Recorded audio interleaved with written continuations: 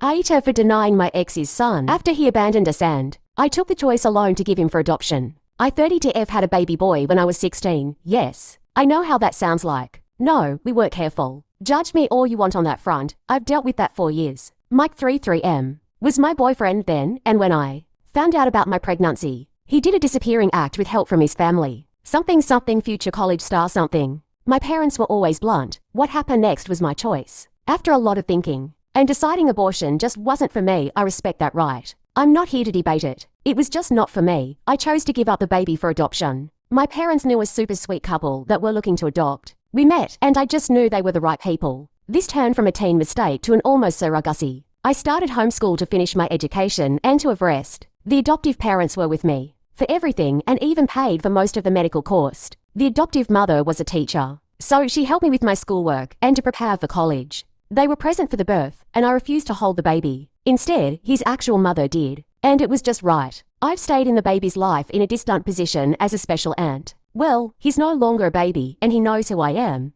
But his mom is the same woman that raised him, and I continue to be his special aunt. The only change is now he knows who to call if he needs a kidney. His sense of humor is like mine, go figure. We talk maybe once in a blue moon, which in all honesty is the best. He's happy, and I don't regret giving him up to have a happy life. For my part, I married 6 years ago. My husband, Aaron, for M, was divorced in good terms with Bella 40F.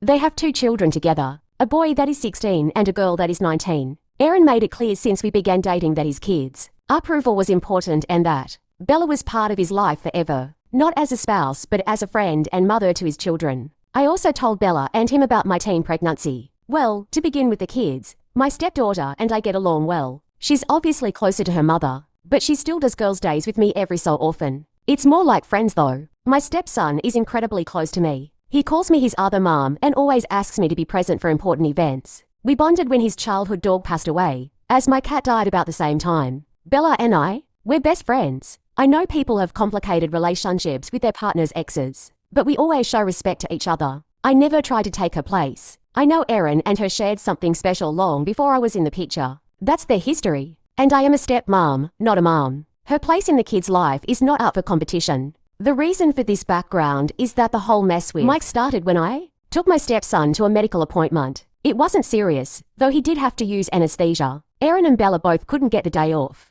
They try, but their jobs are on call and they cannot easily take time off. So I went on my own to be my stepson's support. I didn't recognize Mike as one of the doctors. His real name, both first and last name, are incredibly common and it had been years. Not to mention my priority was being my stepson's support and everything else was secondary. After my stepson was done, he was a bit out of it as expected. I was setting him up in the car and making sure he was comfortable when Mike came over. He told me he had been thinking about me and our son for so long, and he was glad our boy was okay. It really took me a few minutes for my brain to click on what was going on, and he kept on rambling about apologies and how he wasn't ready to be a father. Blah blah blah. Eventually, I just sighed and loudly said, "This is not the baby I was pregnant with." I gave him up for adoption after I gave birth. I am a stepmother. My loopy stepson chimed in with, "Other mom." I had to hold back a smirk to be honest. Mike was stunned by that, and it gave me time to catch him up on the important details. I gave up the baby. He knows what happened and why I gave him up. I married a man with 2 children. I am happy and don't want him in my life.